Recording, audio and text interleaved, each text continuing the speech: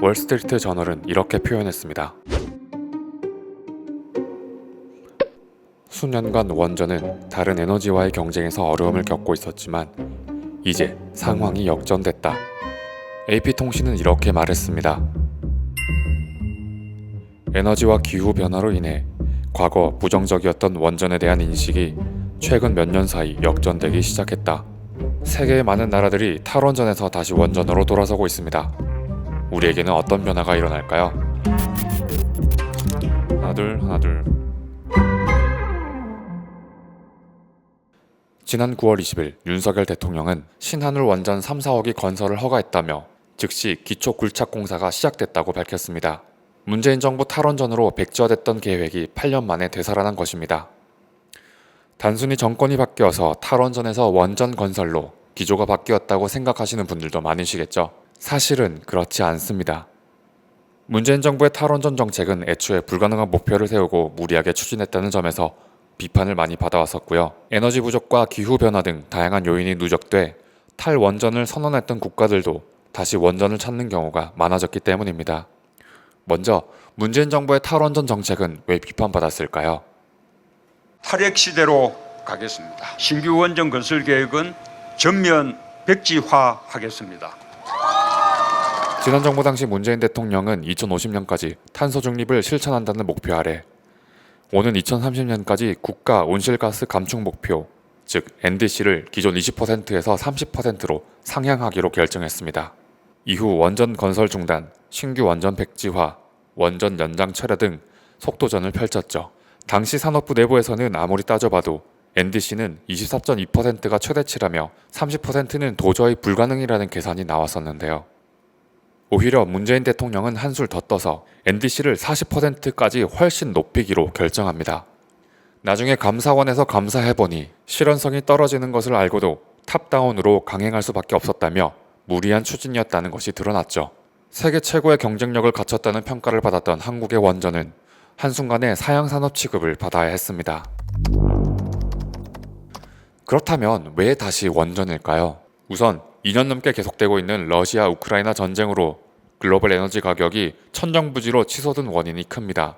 에너지 안보 불안이 가중되고 대외 영향을 많이 받는 나라, 대표적으로 우리나라와 같은 곳에서 에너지 자립도를 높여야 한다는 목소리가 커졌습니다. 뿐만 아니라 러시아의 에너지를 많이 의존해왔던 카자흐스탄과 같은 중앙아시아 국가들도 원전에 대한 관심이 높아진 상황.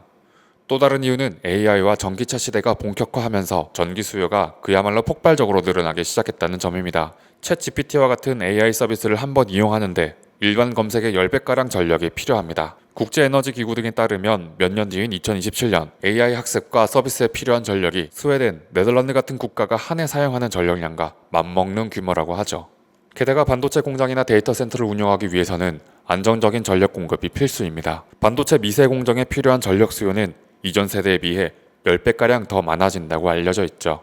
TSMC로 유명한 대만은 전체 전력 중 반도체 제조업이 차지하는 비중이 23.2%나 됩니다. 탈원전 정책으로 원전 가동을 중단했던 대만은 지난 2021년 6시간의 정전이 발생해 TSMC는 400억 원에 가까운 손실을 입어야 했습니다. 기후위기도 한몫했습니다. 이미 올해 국내 전력 수요가 역대 최대치를 경신했죠. 여름철 무더운 날씨가 늘어나고 또 겨울철 한파가 많아질수록 전력 수요는 더 빠르게 증가할 겁니다.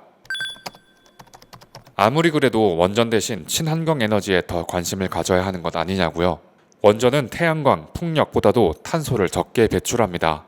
우라늄 단 1g만 있어도 석유 약 1800리터, 석탄 약 3톤과 맞먹는 에너지를 생산할 수 있죠. 무탄소 고효율에다 날씨와 밤낮 상관없이 좁은 면적에서 대규모 전력 생산이 가능한 곳은 현재까지 원전밖에 없습니다. 바로 이런 특성 때문에 지난 2022년 유럽연합은 친환경 분류체계 그린 텍소노미에 원자력 발전을 포함시켰습니다. 당시 EU는 발전 과정에서 온실가스 배출량은 0에 가깝다. 원전은 저탄소 에너지라고 강조했습니다. 이어 2023년에도 UN 기후변화 협약 당사국 총회를 통해 2050년 탄소 중립 목표 달성을 위해서는 원전의 역할이 필요하다고 강조했습니다. 바로 이러한 국제기조에 따라 윤석열 정부 출범 이후 제11차 전력수급 기본계획을 수립하게 되었고 2038년까지 최대 3기의 원전을 새로 건설함과 동시에 소형 모듈 원자료도 본격적으로 투입한다는 내용이 추진되고 있는 것입니다. 5년 내내 멈춰져 있던 한빛 사호기가 다시 돌아가기 시작했고 문재인 정부 때 66.5%까지 떨어졌던 원전 가동률은 현재 82%까지 회복됐습니다. 최근 환경부 발표에 따르면 지난해 우리나라 온실가스 배출량이 전년보다 4.4% 줄어들었다고 합니다.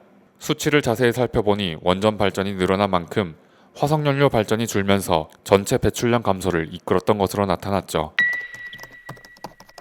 에너지 수요 급증과 탄소 감축이라는 두 마리 토끼를 동시에 충족시키는 것은 원전밖에 없다 보니 빅테크들은 앞다퉈 원전 투자에 열을 올리고 있습니다.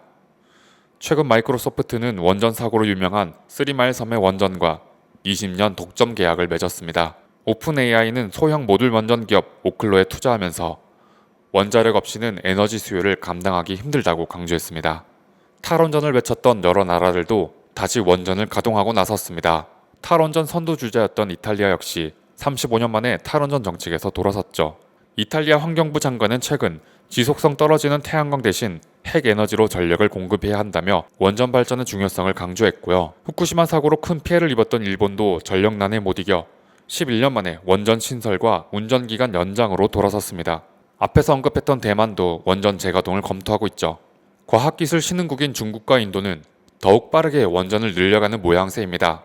중국은 2030년대 미국과 프랑스를 넘어 세계 1위의 원전 운영국이 될 전망이죠. 케냐, 남아공, 중동도 저마다 이유로 원전 건설을 추진하고 있습니다.